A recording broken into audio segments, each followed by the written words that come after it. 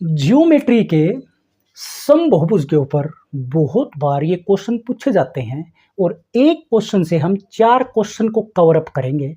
इस क्वेश्चन में एक समअष्टभुज दी गई है, 8 भुजाओं से घिरी हुई या बंद आकृति समअष्टभुज कहलाती है। अंतःकोण का माप क्या होगा, बाह्य कोण का माप क्या होगा, अंतःकोणों का योग क्या होगा और बाह्य कोणों का योग क्या होगा। तो ये ऊपर के जो अंतःकोण निकालना या फिर अंतःकोणों का योग निकालना, ये डिपेंड करता है बाह्य कोणों का योग और बाह्य कोण के ऊपर। तो याद रखने वाली बात ये है कि कोई भी सम अष्टभुज हो, समछठभुज हो या समबहुभुज कह सकता हूं, तो इस तरह की जो आकृतियां होती हैं इनकी सभी बाह्य कोणों का योग जो होगा वो 360 डिग्री होता है सभी का, याद रखने वाली बात है। तो आप बाह्य कोण पहले निकाल लो, बाह्य कोण ये निकालना पड़ेगा। तरीका क्या है, क्योंकि टोटल कोणों का योग यानी कि बाह्य कोणों का योग 360 डिग्री होता है। तो भुजाओं की संख्या से अगर हम भाग कर देंगे तो प्रत्येक कोण बाह्य कोण का माप आ जाएगा। तो 360 को n से भाग करना पड़ेगा, n का मतलब है भुजाओं की संख्या। अष्टभुज है तो 8 से भाग करेंगे तो 45 डिग्री आ जाएगा बाह्य कोण।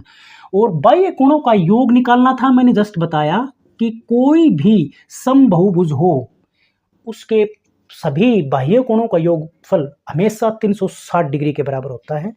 तो ये बाह्य कोण आ गया, आपका ये सॉल्यूशन हो गया, ये आपका ये भी सोल्व हो गया। बात आती है अंतःकोण ज्ञात करने की।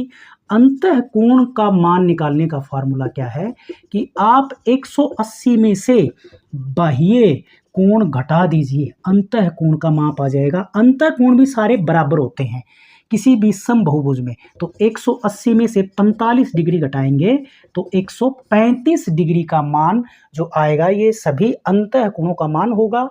और बारी ये आती है कि इनका अंतःकोणों का योगफल, और अंतःकोणों का जो योगफल निकालने का जो फार्मूला होता है वो होता है 180 गुणा में n-2, जहां पर n क्या है, भुजाओं की संख्या।